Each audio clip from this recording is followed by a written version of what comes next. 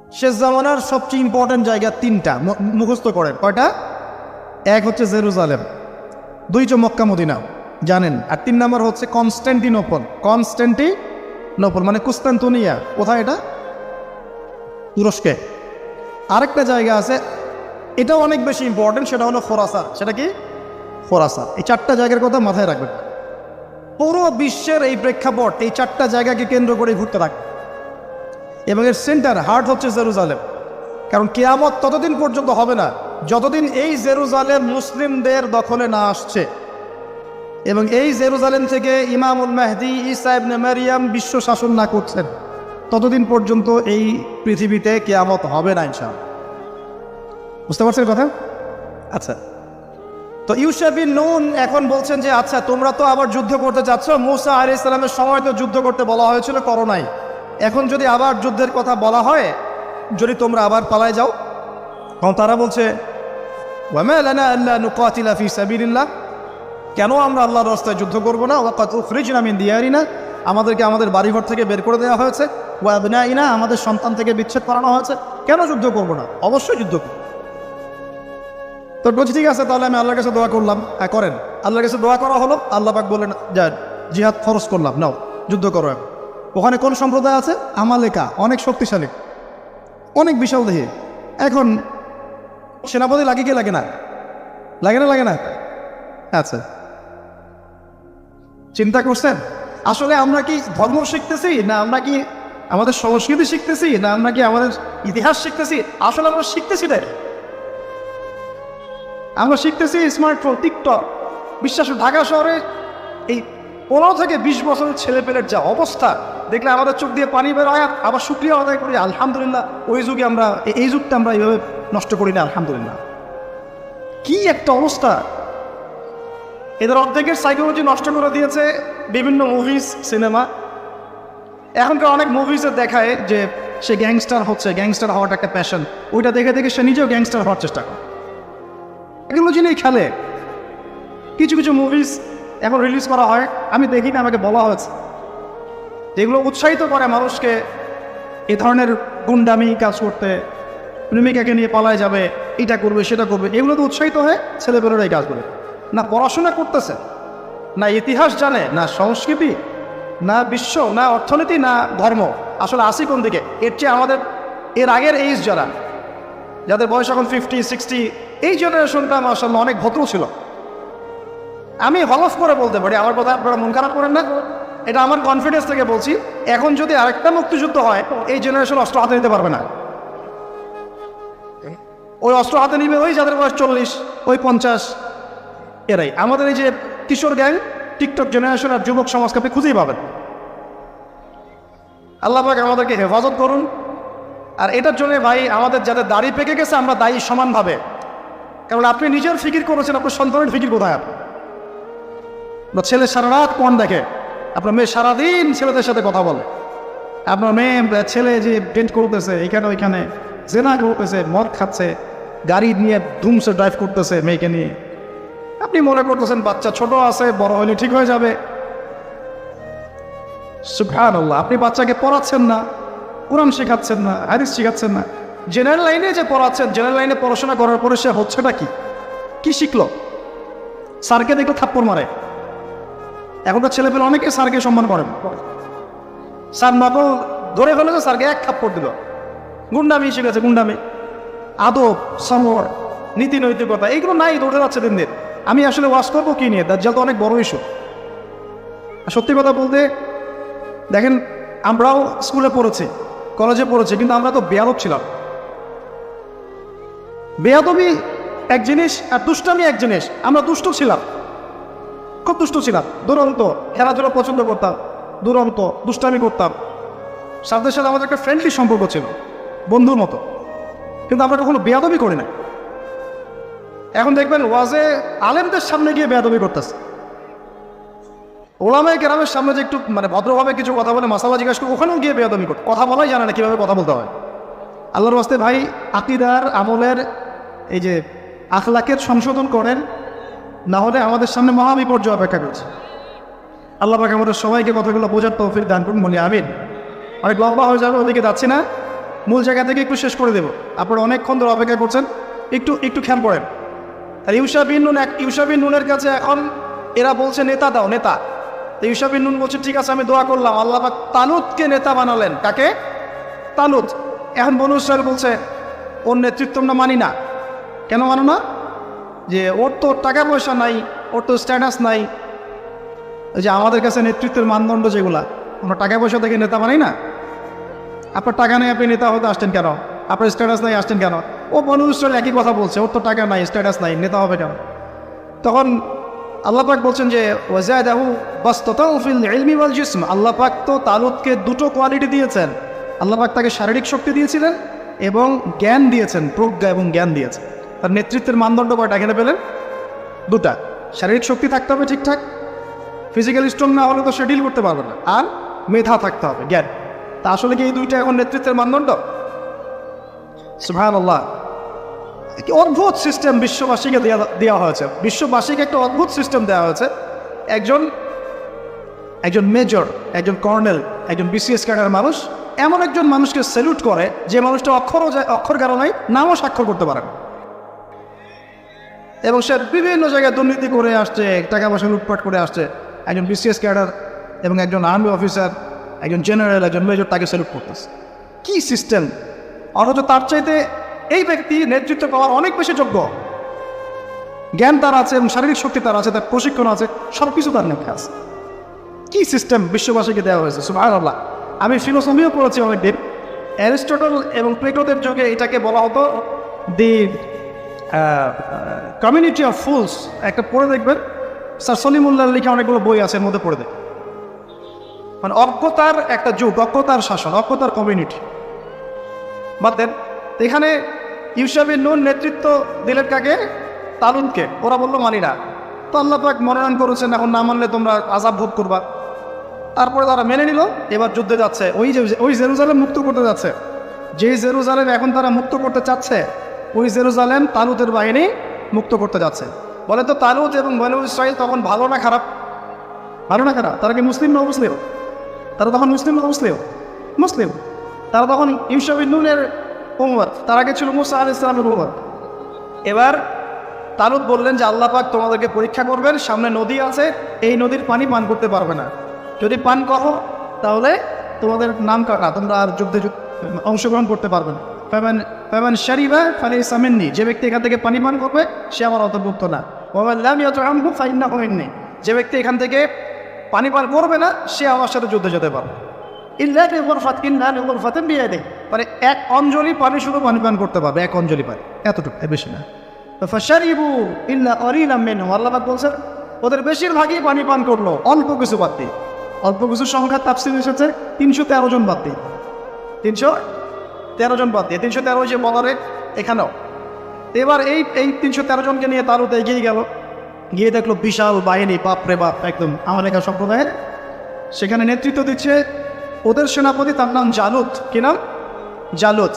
এবং এই জালুতের বাহিনী দেখে মুসলিম বাহিনী বলছে যে লা তাকাতা লানা বিজালুতি ওয়া জুনুদি, এই জালুতের বাহিনীর সাথে পেরে ওঠার ক্ষমতা তো আমাদের এখন হবে না।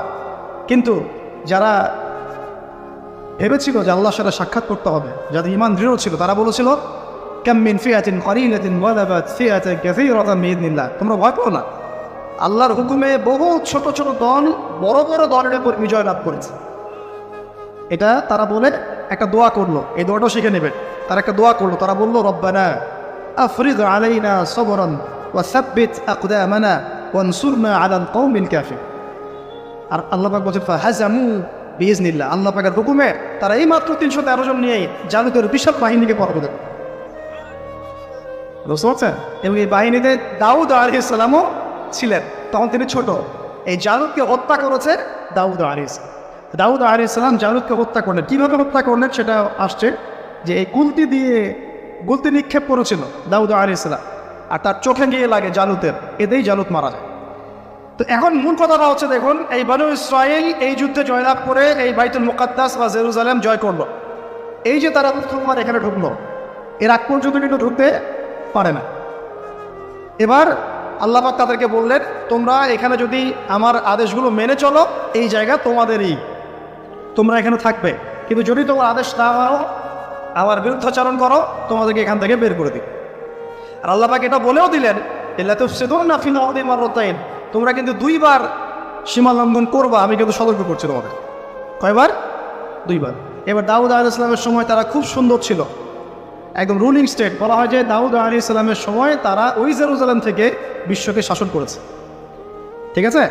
দাউদ আলাইহিস সালামের পরে আসলো তার ছেলে সুলাইমান, নাম কি? সুলাইমান আলাইহিস সালাম। এই সময় আরও সমৃদ্ধি লাভ করল, এত সমৃদ্ধি যে বাতাসের উপর নিয়ন্ত্রণ। জিনরা ডুবুরির কাজ করে পাথর এনে দেয়, জিনরা ডুবুরির কাজ করে মনে মুক্ত এনে দেয়। জিনদেরকে দিয়ে এই যে বাইতুল মুকাদ্দাস তিনি নির্মাণ করালেন আবার, তাই না? এই যে বাইতুল মুকাদ্দাসের কথা বলছে। তারপরে বাতাসকে যদি বলেন এখান থেকে আমাকে নিয়ে যাও, 1 মাসের পথ 1 বেলায় চলে যাচ্ছে।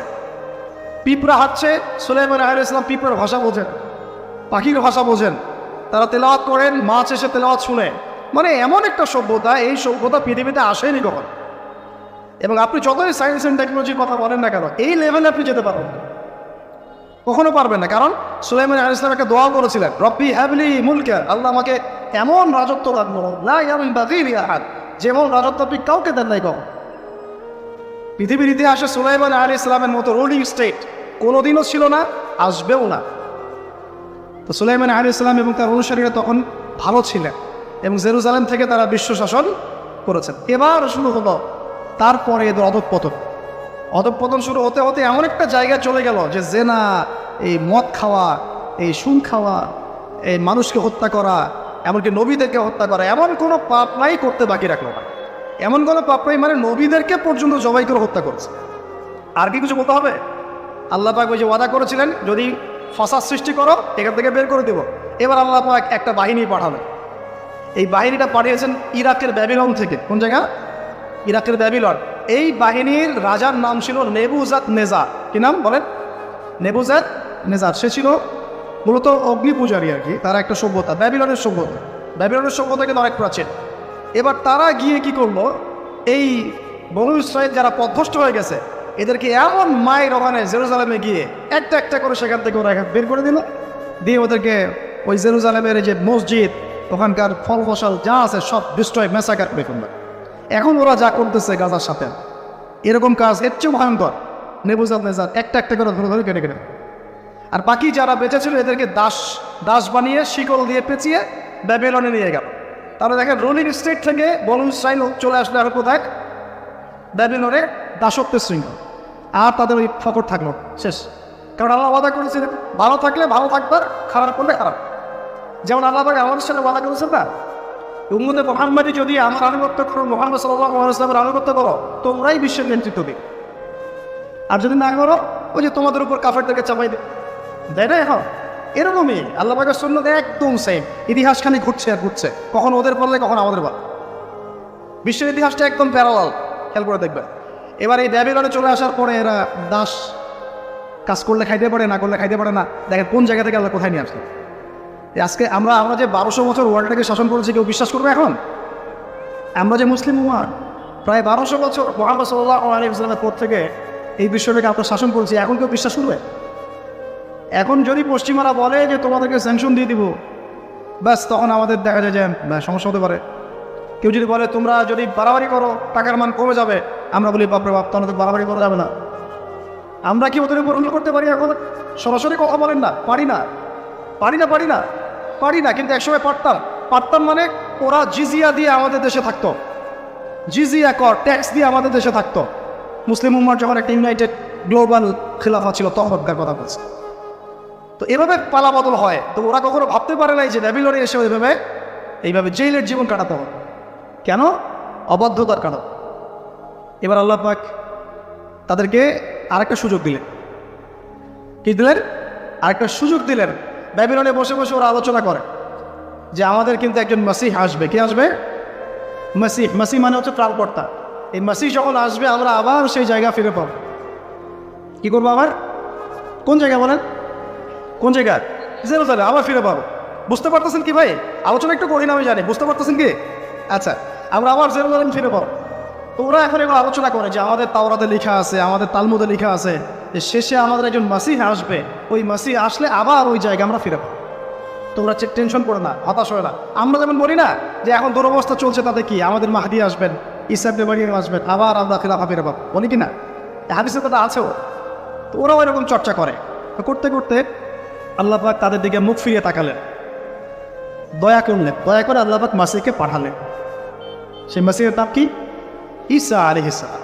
কিন্তু এই হতভাগা যা ঈসা আলাইহিস সালাম যে তাদের মাসিহ, এটা তারা বিশ্বাসই করলো না, বরং তাকে জারদ সন্তান বলে গালি পর্যন্ত দেন।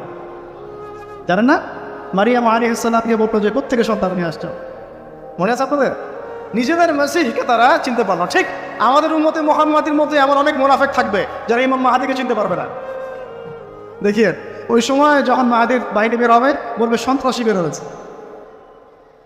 ইমাম মাহাদি মানুষের মুখের ভাষায় কথা বলবেন, অস্ত্রের ভাষায় কথা বলবেন।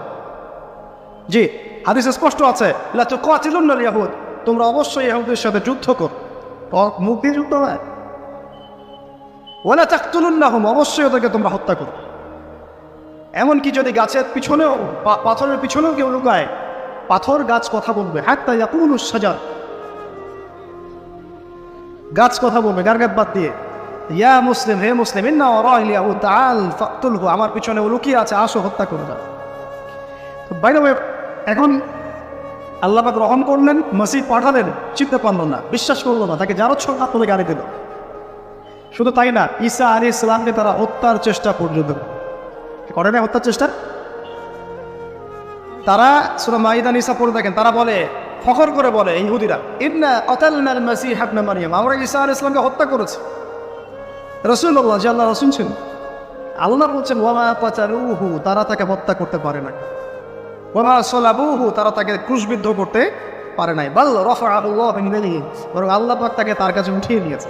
ওয়ালাকিন শুববিহা লাহুম, কিন্তু ওরা ধোঁকা খেয়েছিল, মনে হয়েছিল তিনি মনে হয় মাসিহ, আসলে সে মাসিহ ছিল না। আল্লাহ পাক তাকে উঠিয়ে নিয়েছেন এবং শেষ জামানায় তাকে আবার পাঠাবেন।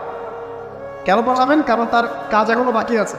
তার কাজ হচ্ছে সত্যিকারের মাসিহ মিথ্যায় প্রতারক দাজ্জালকে হত্যা করে, এবং এই জেরুজালেম থেকে ঈসা আলাইহিস সালাম আবার ইসলামী খিলাফা বাস্তবায়ন, এটা তার কাজ এখনও বাকি আছে। এই কারণে তিনি যখন আসবেন, তিনি বিয়ে শাদী করবেন, তার সন্তান হবে, তার ইন্তেকালের পরে তাকে দাফন করা হবে আল্লাহর নবী সাল্লাল্লাহু আলাইহি ওয়াসাল্লামের কবরের পাশে, রওজা মোবারকের পাশে। তার কাজ এখনো বাকি আছে। তারা মাসিহকে চিনতে পারলো না। এবার আল্লাহ পাক আবার শাস্তি দিলেন, লা তুফসিদুন্না ফিল আরদি মাররাতাইন, তোমরা দুইবার ফাসাদ সৃষ্টি করবা। এবার কার হাতে শাস্তি দিলেন? এবার রোমানদের হাতে। ওই যে রোমক সভ্যতা, রোমানদের ইতিহাস পড়েছেন তখন, ওরা সুপার পাওয়ার ছিল তখন। রোমানদের যে নেতৃত্ব দিয়েছে তার নাম ছিল হিরাক্লিয়াস, সম্ভবত টাইসার, এরকম একজন সেনাপতি ছিল তাদের, আমি নামটা এই মুহূর্তে ভুলে গেছি। যাই হোক, রোমানরা তখন এসে 70 খ্রিস্টাব্দে পাবে, মানে ঈসা আলাইহিস সালামের জন্মের, মানে ঈসা আলাইহিস সালামের নবী হয়ে আসার পরে আরও 70 বছর পরের কথা, যখন তারা স্বীকার করলো না, এই রোমান বাহিনী এসে, ওই যে আগে যেমন ব্যাবিলনের বাহিনী গিয়ে ওদেরকে ম্যাসাকার করেছিল, এই রোমান বাহিনী গিয়ে ওদেরকে পুরো ম্যাসাকার করো। আবার এই জেরুজালেম ধ্বংস হলো, মসজিদ ডিস্ট্রয় হলো, ওদেরকে হত্যা করা হলো, দাসত্বের শৃঙ্খলা আবদ্ধ করো, এভাবে ওদেরকে আবার ম্যাসাকার করা। দুইবার হলো শাস্তি দিলেন। তবে এবার তারা দাসত্বের শৃঙ্খলা আবদ্ধ হয় নাই, বিশ্বের বিভিন্ন জায়গায় ছড়িয়ে ছিটিয়ে গেছে। কোথাও 10 জন, কোথাও 20 জন, কোথাও 50, কোথাও 100, এইভাবে আস্তে আস্তে ছড়িয়ে ছিটিয়ে গেছে। ওরা আর এক জায়গায় থাকতে পারে। ওদের একটা অংশ গিয়ে মদিনায় আশ্রয় নিয়েছে। কোথায়? মদিনা, যার নাম ইয়াসরিব। ওই সময়কার কথা বলছি, কিন্তু প্রায় 1400 বছর আগের কথা বলছি আমি, 1500, 1000 বছর, 2000 বছর আগের কথা বলছি। কেউ নাজদিরা এই ব্রিটেনের সাথে আতাত করে তুর্কিদের নিয়োজিত যে ইয়ারা ছিল, শাসকরা ছিল, তাদের বিরুদ্ধে বিদ্রোহ করে আরব রাষ্ট্র কায়েম করে। বাদ, আমরা শুধু এতটুকু জেনে রাখেন যে তারা এই জায়গায় আসতে পারতো না যদি মুসলমান মুনাফিকরা ওদের সাথে আতাত না করতো। আল্লাহ নবী তাদেরকে বের করে দিলেন, এবং ইন্তেকালের কয়েকদিন আগে বলে গেলেন যে বাকিগুলোকে তোমরা বের করে দিও, তাদের সাথে আমাদের আজকে এই আতাত। এখন আসেন, এই অবস্থা চলে যাওয়ার পরে মুসলিমরা বিশ্ব শাসন করেছে। প্রথমে 4 খলিফার যুগ চলে গেছে, উমাইয়াদের যুগ চলে গেছে, আব্বাসীয়রা চলে গেছে, ফাতেমিরা চলে গেছে, আন্দালুসিয়া চলে গেছে, তারপরে মামলুক শাসন চলে গেছে, মুঘলদেরটা চলে গেছে, তুর্কিদেরটা চলে গেছে। এভাবে প্রায় 1200 বছর এই বিশ্বের মধ্যে আমরা দাপটের সাথে মাথা তুলে শাসন করেছি। তখন এই বনু ইসরাঈল তার বনু ইসরাঈল নাই, এরা হয়ে গেছে ইহুদি। কি হয়ে গেছে? ইহুদি। এবং এরা কিন্তু ওই জেরুজালেম দখলের পায় তারা ছাড়ে নাই।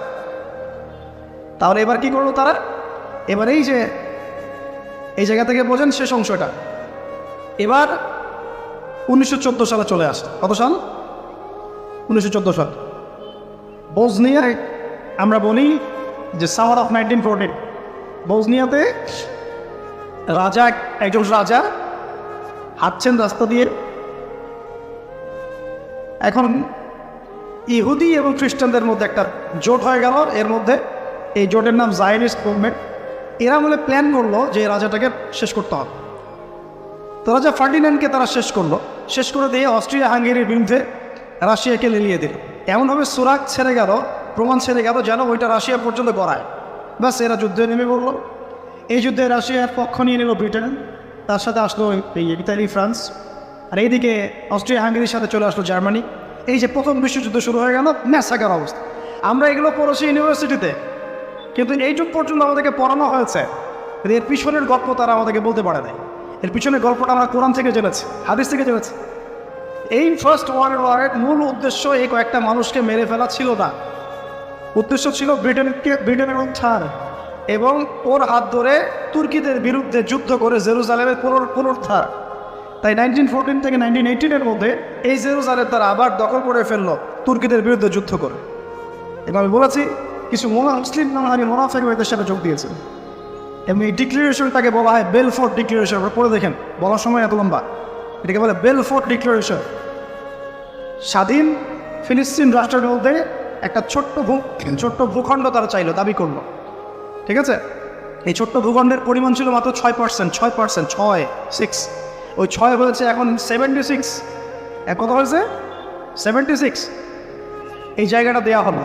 জায়গাটা দেওয়ার পর ব্রিটেনের সহযোগিতায় তারা 1948 সাল পর্যন্ত এভাবে দাপটের সাথে ওই জায়গাটা দখল করতে লাগলো। প্রতিদিন একটু করে জায়গা বাড়াচ্ছে, জমি দখল করছে, মা বোনদের ইজ্জত দিচ্ছে, ওই ভাইকে হত্যা করছে। কার সহযোগিতায়? একা করতে পারছে? কোন রাষ্ট্র তাকে সহযোগিতা করছে বলেন? না, এখন ওই সময় ব্রিটেন করেছে। এমন সে তখন রুলিং স্টেট ছিল। আমাদের এখানেও তো সে 200 বছর শাসন করছে, করে নাই? তখন ও অর্থনৈতিক নিয়ন্ত্রণ ওর কাছে, ওই যে পাউন্ড ওর কাছে, পুরো ওয়ার্ল্ডের পলিটিক্যাল নিয়ন্ত্রণ ওর কাছে, অস্ত্রশস্ত্র নিয়ন্ত্রণ ওর কাছে। ও তখন রুলিং স্টেট। ওর প্রত্যক্ষ সহযোগিতায় এই জায়নিস্ট ইহুদিরা মিলে এই জায়গাটা আবার দখল করে 1914 থেকে 18-এর মধ্যে। এরপর চলতে লাগলো 48 সাল পর্যন্ত। দেখলো যে না, ব্রিটেনের তো এখন দম শেষ, বয়স হয়ে গেছে, নতুন কাউকে লাগবে। লঞ্চ করা হলো দ্বিতীয় বিশ্বযুদ্ধ। এবং দ্বিতীয় বিশ্বযুদ্ধের পরে নতুন একজন রুলিং স্টেট বিশ্বের বুকে মাথা তুলে দেওয়া, যার নাম হচ্ছে ইউএস। ব্রিটেনের রুল শেষ, এখন ইউএস। ব্রিটেন যা করেছিল ওদের সাথে ইউএসও ঠিক তাই করতে লাগে, ওদেরকে সাপোর্ট করতে লাগে। রহস্যজনক না বিষয়টা? এখন আপনারা মিলাই নিয়ে দাজ্জালের প্রথম দিন 1 বছরের সমান কীভাবে, দ্বিতীয় দিন 1 মাসের সমান কীভাবে, আর পরের যে 7 দিন 1 সপ্তাহের সমান সেটাও আর কীভাবে পাবো। প্রথমে ব্রিটেন ওদেরকে যেভাবে সাপোর্ট দিল, ঠিক একই সাপোর্ট ইউএসও তাদেরকে দিতে থাকলো, বরং আরও বেশি পরিসর। বরং তো খ্রিস্টানদের ওই জায়গাটার সাথে কী সম্পর্ক, কী দরকার? এবং ওরা যাকে মসজিদ মনে করে, খ্রিস্টানরাও তো বলে সে দাজ্জাল, অ্যান্টিক্রাইস্ট। আমাদের সাথে ওদের কথা এখানে মিল আছে। যাই হোক, একই সাপোর্ট তারা দিতে লাগলো। দিতে ওদেরকে এত শক্তিশালী জায়গায় নিয়ে গেল যে বিগত প্রায় 70-75 বছরে এখন ওরা যা ইচ্ছা তাই করতে পারে, যা ইচ্ছা তাই। পলিটিক্যাল অ্যাফেয়ার্সের নিয়ন্ত্রণ ওর কাছে। সে ইউনাইটেড নেশনস ফর্ম করল, সে ওয়ার্ল্ড ব্যাংক ফর্ম করলো। ব্রিটেনের সে অর্থনৈতিক নিয়ন্ত্রণ চলে গেল। এখন ডলার আসলো, পাউন্ডের জায়গায় কি আসলো? পাউন্ডের জায়গায় ডলার চলে আসলো। ইউনাইটেড নেশনস ফর্ম করা হলো, সেখানে পশ্চিমাদেরকে প্রাধান্য দেওয়া হলো, মুসলিমদের প্রাধান্য কম, পশ্চিমাদের বেশি। ইউরোপীয় ইউনিয়ন ফর্ম করা হবে, আস্তে আস্তে ওয়ার্ল্ড ব্যাংক ফর্ম করা হয়েছে, IMF ফর্ম করা হয়েছে। একটা করে করতে চতুর্দিক থেকে মুসলিমদের গড়ার মধ্যে একটা রশি চেপে ধরা। কত বছরে? 70 থেকে 75 বছর, সেকেন্ড ওয়ার্ল্ড ওয়ারের পর থেকে। এখন আরও চুপ করে বসে থাকে না। অনেক সময় কয়েকবার যুদ্ধও করেছে তারা। 56-এর দিকে একবার, আপনার 67-এর দিকে একবার, আপনার 73 সালের দিকে একবার। যুদ্ধ করতে তারা পেরে ওঠে নাই। এখন আপনাদের কাছে কি মনে হচ্ছে না বিষয়টা খুব রহস্যময়? কারা এরা, যাদের কোনো ল্যান্ড ছিল না, উদ্বাস্তু ছিল, জেলখানায় জীবন কাটালো ব্যাবিলনে, হ্যাঁ, জায়গা ছিল না। আবার ওই যে রোমানরা সরিয়ে দিল, আবার মুহাম্মদ সাল্লাল্লাহু আলাইহি ওয়াসাল্লাম বের করে দিলেন। কি তারা কোথা থেকে এত শক্তি গেইন করে আবার জেরুজালেম দখল করে বিশ্বটাকে দুর্ভাগ্য শুরু করো? আপনাকে প্রথমে যে ক্যারেক্টারের কথা বলেছি, মাসিহুদ দাজ্জাল, এই দাজ্জাল এই জিউসদেরকে নিয়ে সারা বিশ্বকে শাসন করুন। আর আপনি যদি ইন্টেলেকচুয়াল অডিয়েন্স হয়ে থাকেন, আপনি বুঝে নেন যে আসলে দাজ্জাল আসার আর কতদিন বাকি থাকতে পারে। সে নিজে না আত্মপ্রকাশ করলেও তার অনুসারীদেরকে অলরেডি মাঠ রেডি করে ফেলা হয়েছে। করা হয় এখন সে সরাসরি বিশ্বের নিয়ন্ত্রণ নেওয়ার জন্য আরেকটা যুদ্ধের দরকার আছে। এই জন্য মিলিটারি অ্যাফেয়ার্স যারা ঘাটাঘাটি করেন তারা বারবার বলছেন যে থার্ড ওয়ার্ল্ড ওয়ার আসছে সামনে, এবং এই ওয়ার্ড যখন লঞ্চ করা হবে, যেটা হাদিসের ভাষায় বলা হয়েছে মালহামা, এটা যখন লঞ্চ করা হবে দেখবেন মুসলিমদেরকে মেরে কেটে পিস পিস করে ফেলা হয়েছে। এগুলো কিছুই না দেখছেন, এখন আরও ভয়ঙ্কর যুদ্ধ সামনে হতে পারে। তারপরে দেখবেন বিশ্বের বুকের পুরো একচ্ছত্র মালিকানা অধিকার নিয়ে দাঁড়া যাবে এই ইসরায়েল। আপনি ভাবছেন এর পতন এত তাড়াতাড়ি হয়ে যাবে? ভুল। আপনার কনসেপ্ট, ফিলোসফি এবং ইন্টারপ্রিটেশনের মধ্যে ভুল আছে, কারণ আপনি এক চোখ দিয়ে দেখছেন, কোরআন সুন্নাহর চোখ দিয়ে দেখা শেখে নাই। মিলিটারি অ্যাফেয়ার্স আর পলিটিক্যাল অ্যাফেয়ার্সে ঘাটাঘাটি করে এতটুকু বোঝা যাবে শুধু যে আমি ইউনিভার্সিটিতে বুঝেছি, এখন যেটা বললাম শেষটা ততক্ষণ হচ্ছে না যতক্ষণ না এ সারা বিশ্বকে শাসন করছে। অলরেডি সে বিশ্বের প্রযুক্তি, অর্থ ব্যবস্থা, মনিটারি সিস্টেম, পলিটিক্যাল অ্যাফেয়ার্স নিয়ন্ত্রণ করছে কি করছে না মনে দেখি। সহজ কথা বলেন, ইউএসএর সিনেট কারা নিয়ন্ত্রণ করে? ওরাই। ওয়ার্ল্ড ব্যাংক কার নিয়ন্ত্রণে? তার। IMF কার নিয়ন্ত্রণে? তার। মিডিয়া কার নিয়ন্ত্রণে? তার। বড় বড় গোয়েন্দা সংস্থা কাদের? ওদের। কয়টা মুসলিম কান্ট্রি ওদেরকে টক্কর দিতে পারে?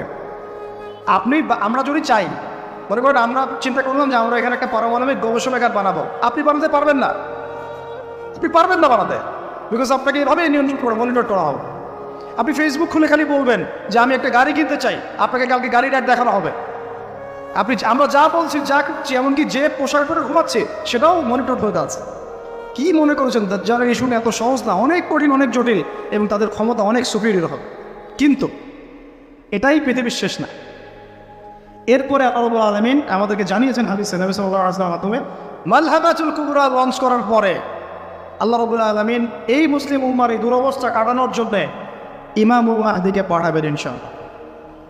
কোত্থেকে আসবেন? নবীজি বলছে যখন দেখবে খোরাসান থেকে ব্ল্যাক ফ্ল্যাগসগুলো বের হয়ে গেছে। এভাবে আসছে হাদিসে, বরফের উপরে সাঁতার কেটে হলেও তাদের সাথে যোগ দিবে। ওই সময় ওয়ার্ল্ডের অবস্থা কেমন থাকবে আমরা জানি না, হাদিসে এভাবে আছে। নবীজি বলেছেন খোরাসান থেকে যে মুজাহিদিনরা বের হবেন তাদেরকে কোনো বাহিনী পরাস্ত করতে পারবে না, এমনকি তারা জেরুজালেম পর্যন্ত পৌঁছে ওটাকে জয় করবে। হাদিস আসছে, কিছু করার নেই। হাদিস সহিহ না জয়ীফ না জাল, ওলামায়ে কেরামকে জিজ্ঞাসা করে নি, এটা হাদিসে আছে, কিছু করার নেই। পৃথিবীর ভবিষ্যৎ লেখা হয়ে গেছে। ইমামুল মাহদী এখান থেকে মদিনা থেকে তিনি পালিয়ে চলে আসবেন মক্কায়। তিনি নেতৃত্ব নিতে চাইবেন না, মানুষ জোর করে তাকে নেতৃত্ব দিবে। হাজার আসওয়াদ এবং মাকাম ইব্রাহিমের মাঝখানে তার হাতে বায়াত নেওয়া হবে। কতজন বায়াত নেবেন? 313 জন। 300। এরপর শাম থেকে একটা বাহিনী তার সাথে যুদ্ধ করতে আসবে। আল্লাহ পাক তাদেরকে মক্কা মদিনার মাঝখানে বাইদা নামক জায়গায় ধসিয়ে দিয়ে দেবে, ধসে যাবে, সব আসতে পারবে না। তারপরে বনু কালব নামে একটা গোত্র থাকবে আরবে, ওই কালবের সাথে ইমাম মাহদী যুদ্ধ হবে, ইমাম মাহদী জয়লাভ করবেন ইনশাআল্লাহ। তারপরে তিনি সারা ওয়ার্ল্ডটাকে আবার রুল করা শুরু করবেন। হাদিসে আসছে তিনি গুনে গুনে গনিমতের মাল দিবেন না, মুষ্টি ভরে ভরে মুসলমানদেরকে দান করবেন ইনশাআল্লাহ। তারপরে বের হবে মাসিহুদ দাজ্জাল মানুষের রূপে। ওই যে 4টা জায়গার কথা বললাম, সে বের হবে ইত্যাদি ইত্যাদি। এবার সে মানুষের রূপ ধরে আমাদের সমাজে প্রবেশ করবে এবং তার অনুসারীদেরকে নিয়ে ম্যাসাকার করা শুরু করবে।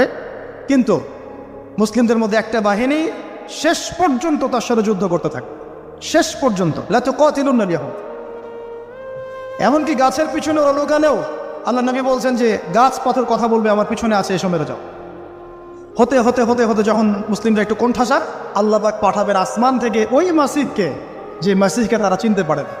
আর ওরা যাকে মাসিহ মনে করছে, তাহলে এই মাসিহটাকে এ মিথ্যা মাসিহুদ দাজ্জাল। কথা বুঝতে পারছেন? তাহলে সবচেয়ে বড় প্রতারণার শিকার কারা হচ্ছে?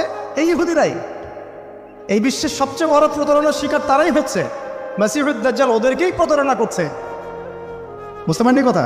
ওদের সাথেই সবচেয়ে বড় প্রতারণা হচ্ছে। ওরা মনে করছে এই সত্যিকারের মাসিহ, সে আসলে আমরা বিশ্ব রুল করব। বিশ্বের সত্যিকারের মাসিহ নয়।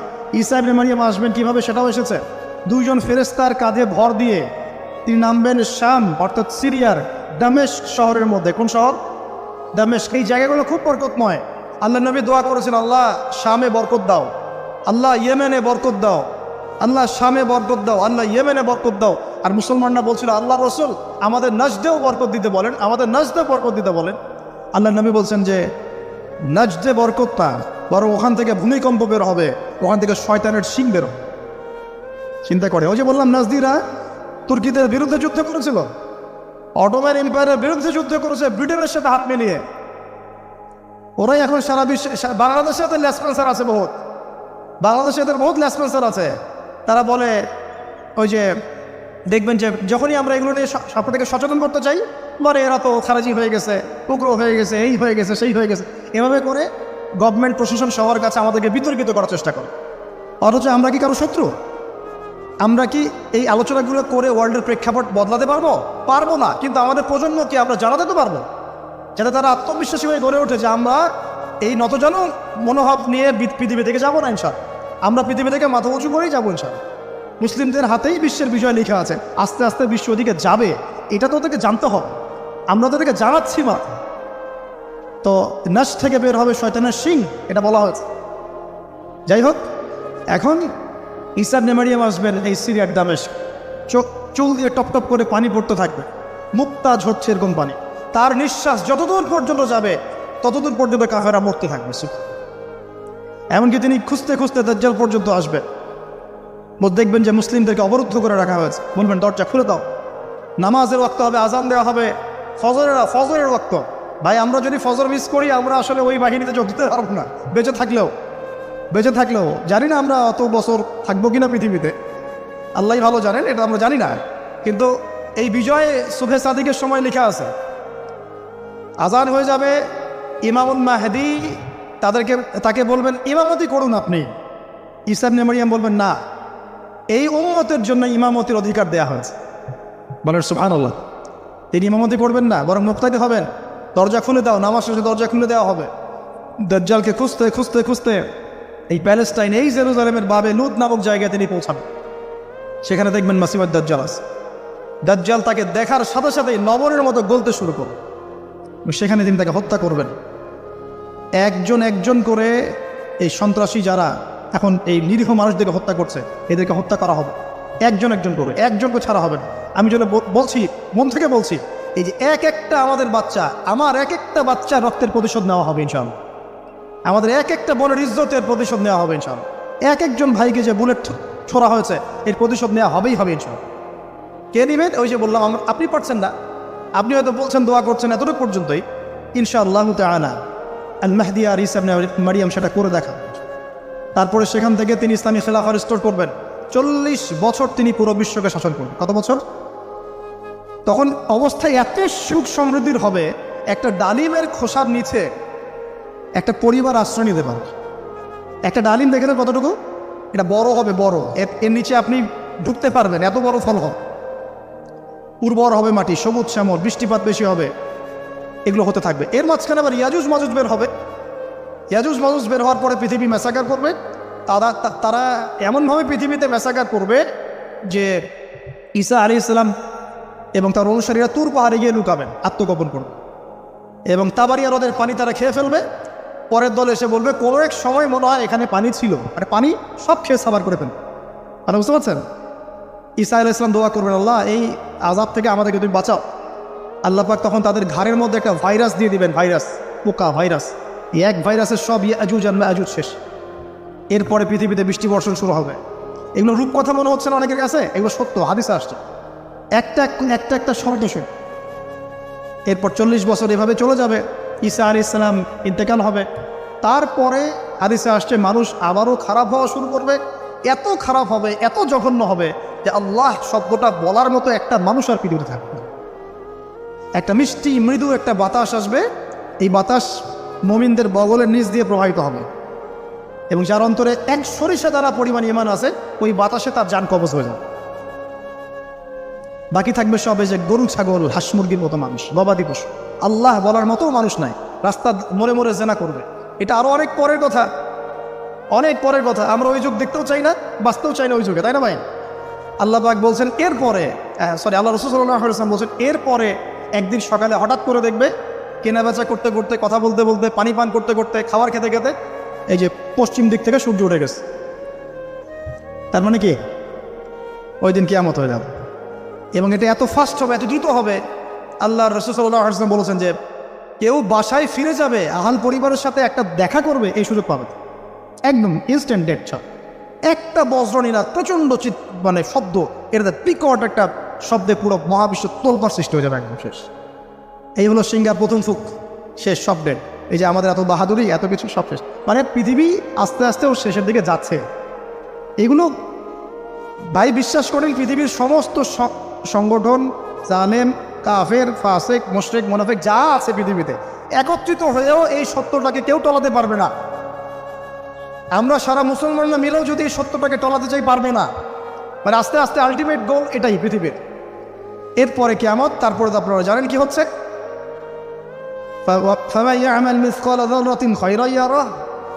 এক চুল পরিমাণ যদি ভালো কাজ কেউ করে থাকে তাকে সেটা দেখানো হবে। এক চুল পরিমাণ খারাপ কাজ আমরা কেউ করে থাকলে দেখানো হবে। তবে যারা লা ইলাহা ইল্লাল্লাহ এই তাওহীদের উপর থাকবে, যত বড় গুনাহ করুক না কেন আল্লাহ মাফ করে দিবেন ইনশাআল্লাহ। পাকিস্তানের খেজুর গাছের নাম শুনেছ? তামিমবাড়ি বলছেন শুনেছ। সেখানে কি খেজুর আছে? তামিমবাড়ি বলছেন প্রচুর খেজুর আছে।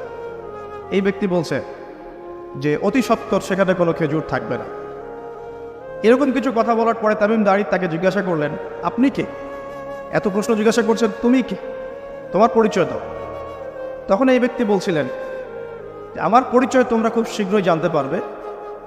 অতি শীঘ্রই আমি এই শেকল থেকে মুক্ত হব এবং পুরো পৃথিবীতে আমি 40 দিন রাজত্ব করব। কতদিন? 40 দিন। তবে মক্কা এবং মদিনায় আমি প্রবেশ করতে পারবো না, কারণ সেখানে প্রবেশ করতে ধরলেই দেখা যাবে আল্লাহর ফেরেশতারা খোলা তরবারি হাতে মক্কা মদিনা পাহারা দিচ্ছে। তবে আমি আমার পরিচয় জানিয়ে দিচ্ছি, আমি হচ্ছি মসিহুদ দাজ্জাল। বুঝতে পারলেন? তাহলে দাজ্জালকে দ্বীপে বন্দি অবস্থায় কোন সাহাবী দেখেছেন? তামিমদারি রাদিয়াল্লাহু আনহু। তিনি এসে এই ঘটনা নবী সাল্লাল্লাহু আলাইহি ওয়াসাল্লামকে বললেন। বলার পরে নবী সাল্লাল্লাহু আলাইহি ওয়াসাল্লাম তার চেহারাটা উজ্জ্বল হয়ে উঠল। তিনি মিম্বরে দাঁড়িয়ে বললেন, আমি কি তোমাদেরকে বলিনি এইরকম একটা সত্তার কথা, এমন একটা ভয়ঙ্কর ফিতনার কথা, মসিহুদ দাজ্জালের কথা? সাহাবীরা বলেন, হ্যাঁ আপনি বলেছিলেন। তামিমদারি আজকে সেটাই দেখে এসেছে, তোমাদেরকে সেই ঘটনা সে ব্যক্ত করছে। এখান থেকে আমরা বুঝতে পারলাম যে দাজ্জাল একটা দ্বীপের মধ্যে বন্দী ছিল বা আছে, হয় ছিল বা আছে। এখন ছিল না এখনো আছে, এর উত্তর খুঁজতে হলে আরেকটা হাদিস দেখতে হবে। এটা কোন হাদিস? সহিহ মুসলিমের। নবী সাল্লাল্লাহু আলাইহি ওয়াসাল্লাম মদিনায় বসবাস করছেন, মক্কা থেকে হিজরত করে মদিনায় এসেছেন। মদিনায় মাশাআল্লাহ তিনি ইসলামিক রাষ্ট্র প্রতিষ্ঠা করেছেন। বদরের যুদ্ধ হয়েছে, উহুদের যুদ্ধ হয়েছে, খন্দকের যুদ্ধ হয়েছে। ইসলামের একটা পুরো খিলাফা স্টেট যেটা আমরা বলি সেটা কায়েম হয়েছে। এর মধ্যে খবর এলো একজন ইহুদি মায়ের একটা সন্তান আছে, একজন ইহুদি মায়ের একটা সন্তান হয়েছে। এই সন্তানটার সাথে দাজ্জালের যে আলামত এগুলো মিলে যাচ্ছে। ঠিক আছে? এই সন্তানের নাম হচ্ছে ইবনে সাইয়্যিদ। কি নাম? ইবনে সাইয়্যিদ। তো নবী সাল্লাল্লাহু আলাইহি ওয়াসাল্লাম ওমর রাদিয়াল্লাহু আনহু এবং অন্যান্য সাহাবীদেরকে নিয়ে ইনভেস্টিগেট করতে গেলেন। ইনভেস্টিগেট করতে গিয়ে তাকে ডাকলেন। ইবনে সাইয়্যিদকে ডেকে বললেন, তার চুলগুলো কোঁকড়ানো ছিল ঠিক দাজ্জালের চুলের মতোই। চোখের মধ্যে একটু সমস্যা ছিল, কারণ আমরা জানি দাজ্জালের ডান চোখে একটু সমস্যা থাকবে। আঙ্গুর কালার দেখেছেন? আঙ্গুর, চোখটা অনেকটা আঙ্গুরের মতো হবে, ফোলা। ইবনে সাইয়্যিদের কাঠামোটা মিলে যাচ্ছিল। নবী সাল্লাল্লাহু আলাইহি ওয়াসাল্লাম তাকে ডেকে বললেন, তুমি কি দেখো? ইবনে সাইয়্যিদ বলছে, আমি আরশ দেখি। কি দেখি? আরশ বোঝেন তো? আরশ মানে কি? আচ্ছা, এখানে আরশের কথা যেহেতু এসেই গেছে, একটা কথা বলে দেই যে নবী সাল্লাল্লাহু আলাইহি ওয়াসাল্লাম একটা হাদিসে বলেছেন, কিতাবুত তাওহীদ গ্রন্থের মধ্যে আছে, আমরা যে পৃথিবীতে বসবাস করছি, এই পৃথিবী থেকে প্রথম আসমান মানে পুরো মহাবিশ্ব, এর দূরত্ব হচ্ছে 500 বছরের রাস্তা। কত বছর? এভাবে দ্বিতীয় আসমান থেকে তৃতীয় আসমানের ডিস্টেন্স 500 বছরের পথ। কত বছর?